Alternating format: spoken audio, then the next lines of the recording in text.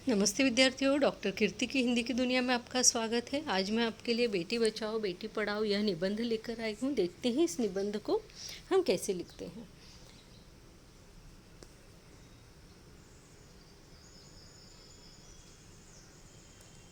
हम इसकी शुरुआत करेंगे कि हमें अपने देश और संस्कृति पर हमेशा गर्व रहा है।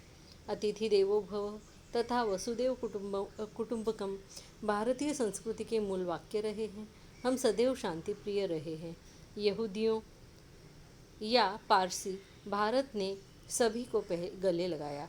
ऐसी महान सांस्कृतिक विरासत होने के बावजूद हमारे समाज में एक ऐसी कुरीति है जो आज पूरे संसार के सामने हमें नजरें नीची करने के लिए मजबूर कर देती है।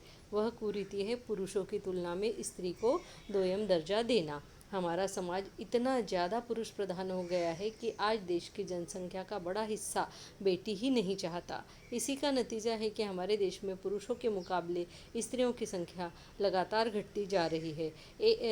6 साल की उम्र के बीच 0 से लेकर 6 साल की उम्र के बीच प्रति 1000 लड़कों की संख्या लड़कों के अनुपात में लड़कियों की संख्या में वर्ष 1961 से लगातार गिरावट आ रही है।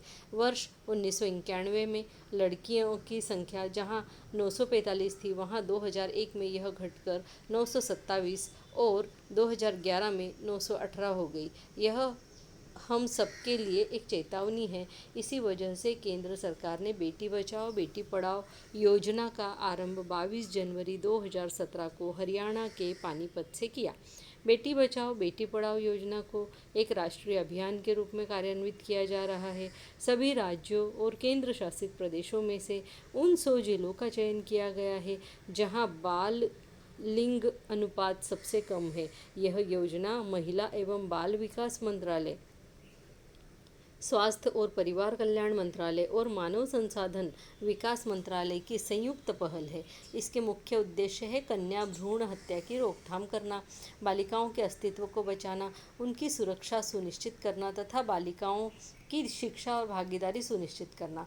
यह योजना न केवल लड़कियों बल्कि पूरे समाज के लिए एक वरदान साबित हो सकती है।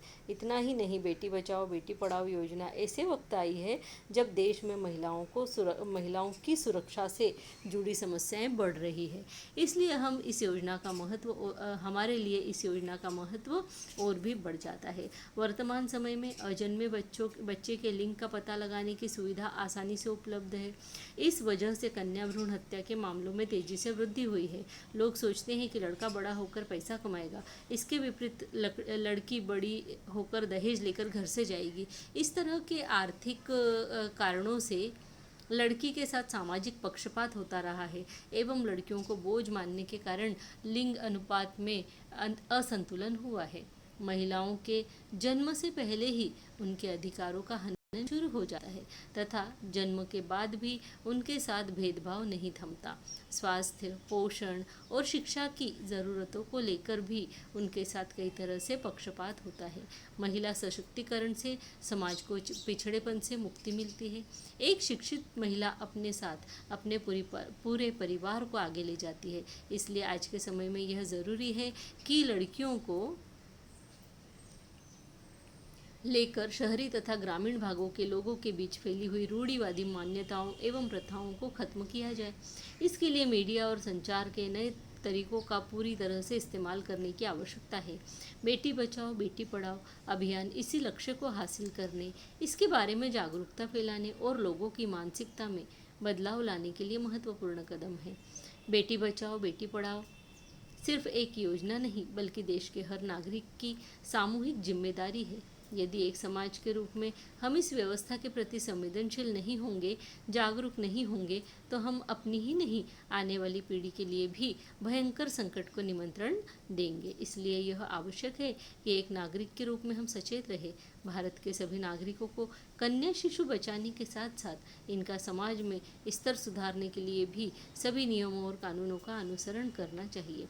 लड़कियों को उनके माता पिता द्वारा लड़कों के समान समझा जाना चाहिए और उन्हें भी सभी कार्यक्रमों में समान अवसर प्रदान किए जाने चाहिए। विद्यार्थियों, ये निबंध जो है आपके लिए बेटी बचाओ बेटी पढ़ाओ बहुत महत्वपूर्ण है। एग्ज़ाम के हिसाब से इसको तैयार कीजिएगा और इसकी जो है थोड़ी प्रैक्टिस कीजिएगा। इसी के साथ मैं मिलती हूँ आपसे नए अच्छे से वीडियो में। तब तक के लिए धन्यवाद, नमस्ते।